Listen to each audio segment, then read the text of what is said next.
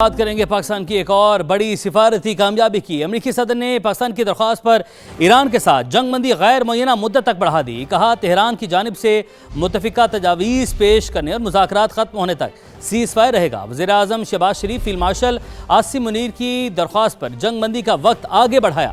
انہوں نے ایران پر حملہ نہ کرنے کی درخواست کی تھی۔ براہ راست حملے روک دیے، لیکن سمندری ناکہ بندی برقرار رہے گی۔ آبِ ہرمز کھولنے سے معاہدے تک پہنچنے کے امکانات ختم ہو جائیں گے۔ آبِ ہرمز اس وقت امریکی کنٹرول میں ہے۔ صدر ٹرمپ نے دعویٰ کیا کہ ایرانی حکومت اس وقت شدید اندرونی خلفشار کا شکار ہے۔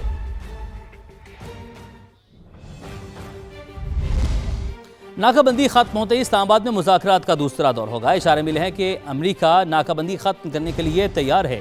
اقوام متحدہ میں ایرانی مندوب امیر سعید کی میڈیا سے گفتگو۔ کہا واشنگٹن ہمیں مذاکرات کے لیے تیار پائے گا۔ اگر وہ جنگ چاہتے ہیں ایران اس کے لیے بھی تیار ہے۔ لیبنان سمیت پورے خطے میں جنگ بندی ہماری بنیادی شرط ہے۔ ادھر ایرانی پاسداران انقلاب نے آبِ ہرمز میں 2 بحری جہازوں کو قبضے میں لے لیا۔ ایرانی میڈیا کے مطابق ایک بحری جہاز MSC فرانسس کا اسرائیل کی ملکیت ہے، جبکہ دوسرے جہاز پر پیناما کا جھنڈا لہرا رہا ہے۔ دونوں جہازوں کو سمندر سے ایرانی ساحل پر منتقل کیا جا رہا ہے۔ برطانوی میری ٹائم سیکورٹی ایجنسی کے مطابق آبِ ہرمز میں آج 3 جہازوں پر فائرنگ ہوئی، تاہم بحری جہاز اور عملے کے ارکان محفوظ رہے۔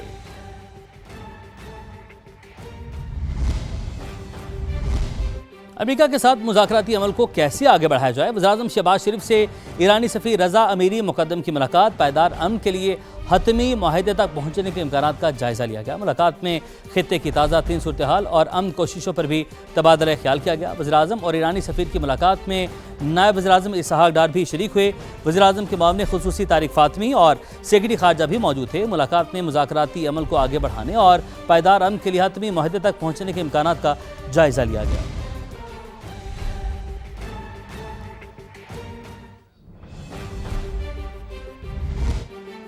ایران کے خلاف جنگ امریکہ کی جیب پر بھاری۔ امریکی محکمہ جنگ پینٹاگون نے ملکی تاریخ کا سب سے بڑا دفاعی بجٹ مانگ لیا ہے۔ 1500 ارب ڈالر بجٹ کی تفصیلات سامنے آ گئی ہیں۔ بجٹ تجاویز کے مطابق 18 جنگی بحری جہازوں کے لیے 65 ارب ڈالر مانگے گئے ہیں۔ بھاری رقم ہے یہ۔ ایک سال میں 85 جدید ترین F-35 طیارے حاصل کیے جائیں گے، جس پر 102 ارب ڈالر کی خطیر رقم خرچ ہوگی۔ ڈرون پلیٹ فارمز کی تعمیر پر 53 ارب ڈالر کی اخراجات ہوں گے۔ اس کے ساتھ ساتھ 21 ارب ڈالر اینٹی ڈرون ایمونیشن کے لیے مختص کیے جائیں گے۔ فوج کی تنخواہوں میں 5 سے 7% اضافے کی تجویز بھی رکھی گئی ہے۔ بجٹ دستاویزات کے مطابق 44,000 نئے فوجی بھی بھرتی کیے جائیں گے۔ امریکی چینل CNN کا کہہ رہا ہے ایران جنگ کے بعد امریکہ کو میزائلز کی کمی کا سامنا ہے۔ دوبارہ لڑائی کی صورت میں امریکہ کے میزائلز کے ذخائر ختم ہو سکتے ہیں، یہ خدشہ ظاہر کیا گیا۔ میزائل ذخائر کی پہلی والی صورتحال میں بحالی میں کئی سال لگ سکتے ہیں۔ تو یہ ہیں وہ داد و شمار جو کہ ہم نے آپ کے سامنے رکھے۔ ابھی آپ کو بتاتے ہیں کہ پاکستان ایک ذمہ دار ریاست اور عالمی امن کا ضامن ہے۔ وزیر اعظم شہباز شریف فیلڈ مارشل سید عاصم منیر کی انتھک کوششوں سے امریکہ اور ایران کے درمیان جنگ کا بڑا خطرہ ٹل گیا۔ پاکستان نے پہلے تاریخی جنگ بندی کروائی، پھر دوسری بار اس میں توسیع بھی دلوائی۔ سول اور ملٹری قیادت کی مسلسل سفارتکاری رنگ لے آئی۔ پاکستان خطے پر منڈلاتے جنگ کے بادل ایک بار پھر ہٹانے میں کامیاب۔ وزیر اعظم شہباز شریف اور فیلڈ مارشل سید عاصم منیر کی انتھک کوششوں سے امریکہ اور ایران کے درمیان سنگین تصادم غیر معینہ مدت کے لیے ٹل گیا۔ یہ پہلی بار نہیں، پاکستان پہلے بھی امن کا علمبردار رہا۔ 8 اپریل کو پاکستان نے ہی امریکہ اور ایران کے درمیان 2 ہفتوں کی تاریخی جنگ بندی ممکن بنائی۔ پاکستان تہران اور واشنگٹن کو مذاکرات کی میز پر لایا۔ 11 اپریل کو فریقین کے اعلیٰ سطح کے وفود اسلام آباد پہنچے۔ امریکی وفد کی قیادت نائب صدر JD وینس نے کی۔ ایرانی وفد سپیکر باقر قالیباف کی سربراہی میں میدان میں اترا۔ اسلام آباد میں دونوں حریف 21 گھنٹے تک آمنے سامنے بیٹھے اور اپنے اپنے نکات پیش کیے۔ امریکہ اور ایران امن معاہدے تک نہ پہنچ پائے۔ تعطل توڑنے کے لیے پاکستان نے ایک اور کوشش کی اور امن مذاکرات کے دوسرے مرحلے کا آغاز کیا۔ وزیر اعظم شہباز شریف نے سعودی عرب، قطر اور ترکی کے دورے کیے۔ فیلڈ مارشل سید عاصم منیر نے تہران میں اہم محاذ سنبھالا۔ نائب وزیر اعظم اسحاق ڈار نے ایرانی ہم منصب اور عالمی طاقتوں سے مسلسل رابطہ رکھ کر مذاکرات کا تسلسل ٹوٹنے نہ دیا۔ 2 ہفتوں کی جنگ بندی ختم ہونے کو تھی تو دنیا ایک بار پھر سانس روکے کھڑی تھی۔ कि कहीं बारूद फिर ना बरसने लगे। ऐसे में पाकिस्तान ने फिर फ्रंट सीट संभाली। वजीर आजम और फील्ड मार्शल की बराह रास्त अपील पर सदर डोनाल्ड ट्रंप ने जंग बंदी में तौसी का ऐलान कर दिया। पाकिस्तान ने साबित कर दिया कि वो एक जिम्मेदार रियासत और आलमी अमन का अलंबरदार है। पाकिस्तान का ये मुखलिसाना किरदार न सिर्फ खित्ते बल्कि पूरी दुनिया के लिए मिसाल बन चुका है। फलस्तीन में इसराइली फौज ने सफाकत की इंतहा कर दी। मगरबी किनारे में शुहदा के जनाजे के दौरान धावा बोल दिया। फलस्तीनी मीडिया के मुताबिक गुज़िश्ता रोज़ गैर कानूनी यहूदी आबादकारों के हमले में शहीद 2 नौजवानों की तदफीन की जा रही थी। सिहोनी फोर्सेस ने सोगवारों पर हमला किया, फायरिंग की और ग्रेनेड फेंके। शुरका पर बख्तरबंद गाड़ियां चढ़ाने की कोशिश की। गजा में भी सिहोनी फौज के ड्रोन हमले में एक फ़लस्तीनी शहीद हो गया।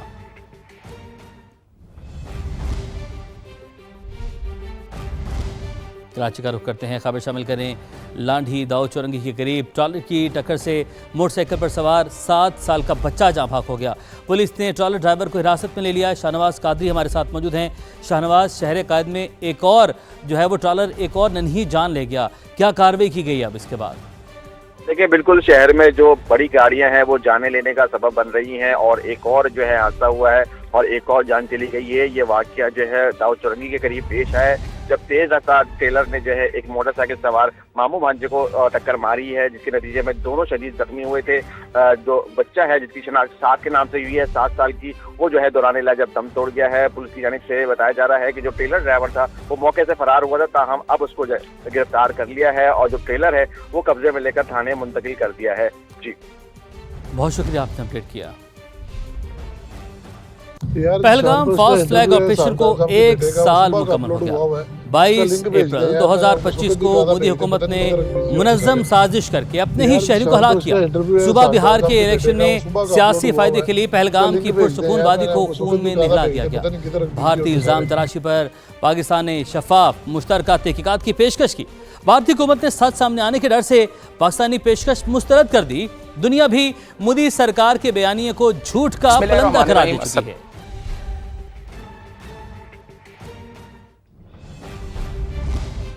वज़ीर इत्तलात अता तारड़ कहते हैं, पहलगाम वाक़या भारत का फास्ट फ्लैग ऑपरेशन था। पाकिस्तान ने बार बार गैर जानिबदार आलमी तहकीकात की पेशकश की, मगर मोदी सरकार ने आज तक कोई जवाब दिया, ना ही सबूत पेश कर सकी। आज के दिन तक पहलगाम के हवाले से किसी किस्म की कोई ना सबूत भारत दे सका है, ना शवाहिद फराहम कर सका है। पाकिस्तान के वजीर आजम ने खुलकर ये कहा कि पहलगाम के वाक़े की एक इम्पार्शियल और इंडिपेंडेंट इंक्वायरी करा ली जाए। इस इंक्वायरी से भारत का इनकार ये बात साबित करता है कि ये एक फॉल्स फ्लैग ऑपरेशन था और भारत के पास इसके जवाब में कहने को कुछ भी नहीं। भारत की एक तारीख है फॉल्स फ्लैग ऑपरेशंस की, एक खोखली नारेबाजी के ऊपर और एक बिल्कुल भोंडे तरीके से ये सारा मामला किया गया। भारत दहशतगर्दी को इस्तेमाल कर तौर एक पॉलिसी के, और भारत बैनुल-अक़वामी सतह पर भी दहशतगर्दी के वाक़यात में मुलव्वस रहा है। भारत की स्टेट की पॉलिसी है टेररिज्म। इनको इस दहशतगर्दी की पॉलिसी में मुकम्मल तौर पर नाकामी होगी और मुंह की खानी पड़ेगी, जैसे अल्हम्दुलिल्लाह मार्का हक के दौरान ऑपरेशन बुनियानुम मरसूस में इनको मुंह की खानी पड़ी। भारत याद रखे कि कोई भी misadventure it will be met with a firm, decisive and swift response. किसी भी किस्म का अगर मिस एडवेंचर भारत करेगा तो भरपूर, फौरी और मुंह तोड़ जवाब उसको दिया जाए, और ये जवाब फैसला कुन जवाब होगा। मुल्क के दिफा के लिए हम मुत्तहिद हैं, हम एक हैं और पूरी कौम, पूरी हुकूमत अपनी फौज के पीछे खड़ी है। मोदी सरकार और उसका गोदी मीडिया।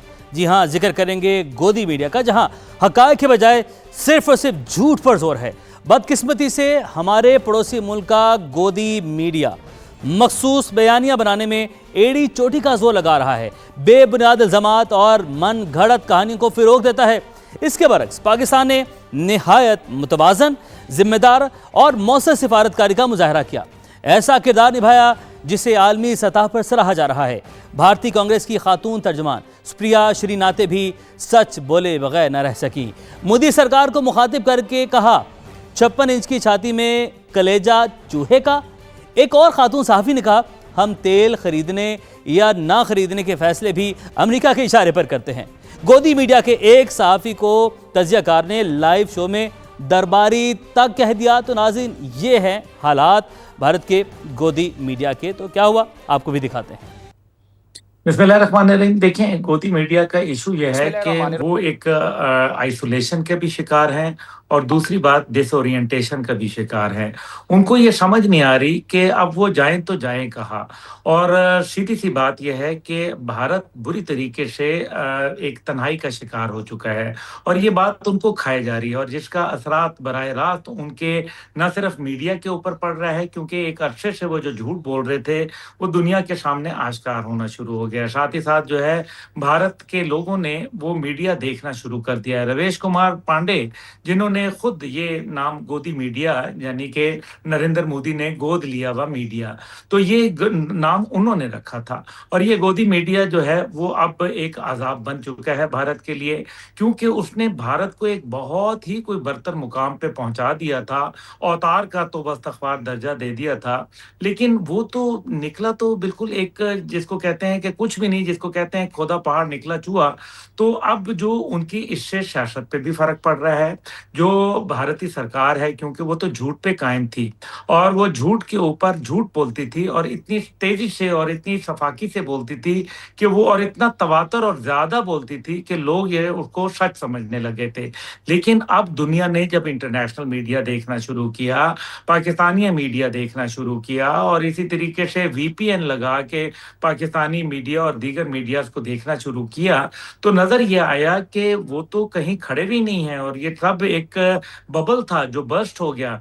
इसलिए भारतीय सरकार जो है वो अपने मीडिया को इस्तेमाल तो कर रही थी, लेकिन दूसरी जानिब जब अमेरिका की सरकार ने भारत के किरदार पर बात करना शुरू कर दी और पूरी दुनिया के मीडिया ने, जो मुख्तलिफ उनके डायस्पोरा बहुत ज़्यादा दुनिया के मुख्तलिफ ममालिक में, यूरोप में, गल्फ के अंदर और दीगर ममालिक में बैठा है, उन्होंने ये कहा कि यहाँ तो सिचुएशन टोटली डिफरेंट है। और ये बातें जब आवाम तक पहुँचना शुरू हुई तो जाहिर है गोदी मीडिया के लिए एक अजाब बन गया और मेरे ख्याल में ये अजाब में मजीद सही। इजाफा होने जा रहा है। अब्दुल्ला साहब, ये भी कहेगा कि भारत के मीडिया बयानी और उसकी खारजा पॉलिसी के दरमियान आप क्या ताल्लुक देखते हैं? जी बिल्कुल, इसमें कोई दूसरी राय नहीं है। नफरतें फैलाने वाला मीडिया, आप देखें उससे क्या हुआ। ये जब नफरतें फैलाई तो नतीजा ये हुआ कि मणिपुर के वाकयात आपके सामने आए, क्रिश्चियंस के खिलाफ हुए, सिखों के खिलाफ हुए, मुसलमानों के तो खैर खिलाफ थे ही। भारत सरकार इन चंद लोगों को, जो कि अडवाणी, अंबानी, टाटा, बिरला, ये सारे लोग जो थे, जो इस मीडिया के ऊपर छाए थे, जिसके अंदर अर्नब गोस्वामी जैसे, मेरे ख्याल में इंतहाई, उनको तो सहाफ़ी कहना सहाफ़ियों के लिए मेरे ख्याल में गाली से कम नहीं होगा। और फिर ये जो गौरव आर्या जैसे लोग, जनरल बख्शी जैसे लोग, ये तमाम वो लोग जो थे जो कि सिर्फ हैजानी कैफियत में मुब्तला थे। लेकिन जब उन्होंने एक बैलेंस्ड अप्रोच के साथ दुनिया ने देखना शुरू कर दिया तो पता चला कि भारत तो सिफर है। वो तो जो अपने आप को बड़ा एक तुर्रम खान बता रहे थे, असल में वो तो एक, मेरे ख्याल में तुर्रम खान तो क्या, वो तो किसी जगह पे खड़े भी ही नहीं है और भारत का कोई किरदार इस खित्ते में तो क्या, पूरी दुनिया में कोई किरदार नहीं रहा। तो ये वो वजूहात है जिसकी वजह से अब जो गोदी मीडिया है वो एक्सपोज होना शुरू हुआ है, आवाम की नज़रों में एक्सपोज होना शुरू हुआ है